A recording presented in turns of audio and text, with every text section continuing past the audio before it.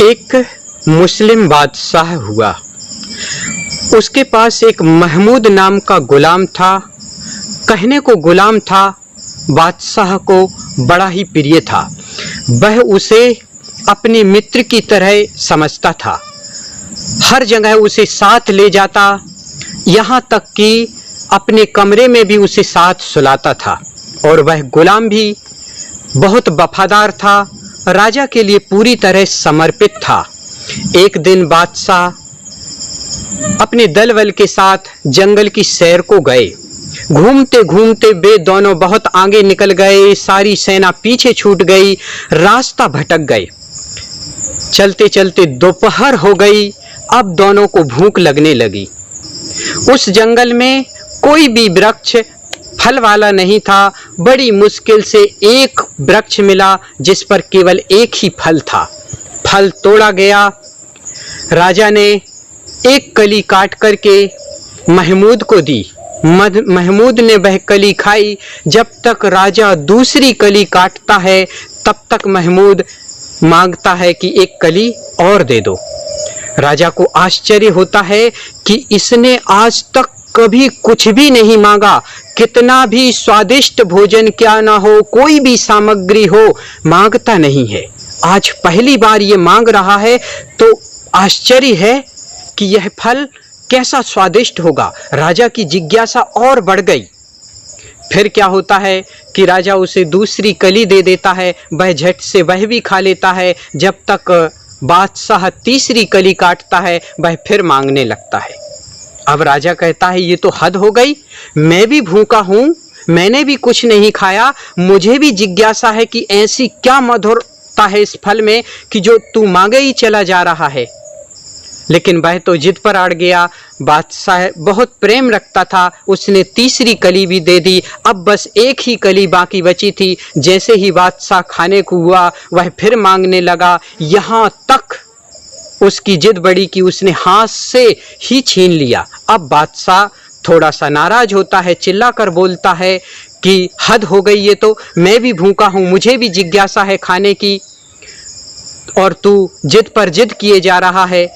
गुलाम था, उसे वह कली वापस करनी पड़ी। जैसे ही राजा ने उसको अपने मुख में रखा, इतना कड़वा फल, बिल्कुल ही जहर था। राजा कहता है पागल है तुम, ये तो जहर है, इसके लिए तू जिद कर रहा था। अरे कह देता कि कड़वा फल है, मैं फेंक देता, बात खत्म हो जाती। महमूद ने बड़ा ही सुंदर जवाब दिया, दिल को छू लेने वाला जवाब दिया। वह कहता है जिन हाथों से इतने मधुर मधुर फल खाए हैं, एक कड़वे फल की शिकायत क्या करनी। राजा कहता है तो खा लेने दिया होता, मुझे खुद ही पता चल जाता।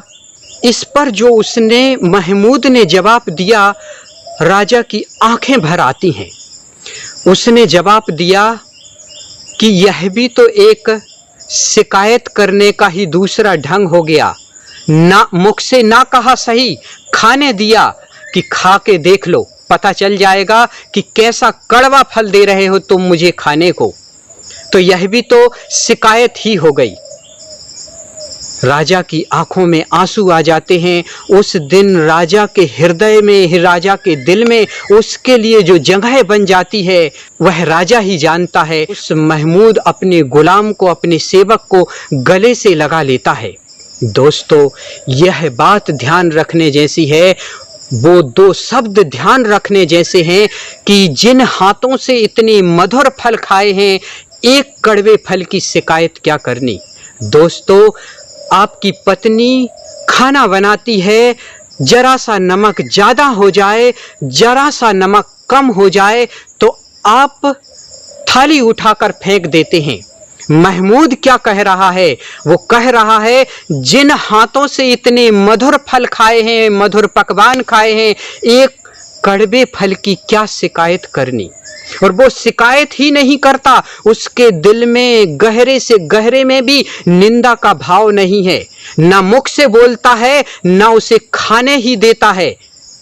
दूसरे इनडायरेक्टली भी शिकायत नहीं करता, और आप तो दोस्तों डायरेक्टली शिकायत ही नहीं करते, गाली गलौच पर उतर आते हो। आप सोचिए कि आपकी पत्नी सुबह से उठ कर के दिन रात आपके लिए ही तो सब कुछ कर रही है, उन जिन हाथों से इतने मधुर फल खाए हैं, एक कड़वे फल की क्या शिकायत करनी। दोस्तों यदि इतना आपके दिल में ख्याल आ जाएगा तो पत्नी के लिए वास्तव में आप परमात्मा परमेश्वर बन जाओगे। जो कहा जाता है कि पति परमेश्वर होता है, यदि इतनी रिस्पेक्ट होगी पत्नी के प्रति तो पत्नी के दिल में भी आप परमेश्वर का स्थान प्राप्त कर लेंगे। दोस्तों आशा करता हूँ आपको मेरी बात पसंद आई होगी। यदि पसंद आई हो तो मेरे वीडियो को लाइक करें, शेयर करें और मेरे चैनल को सब्सक्राइब करें। इसी आशा के साथ आपसे विदा लेता हूँ। Thanks for watching this video.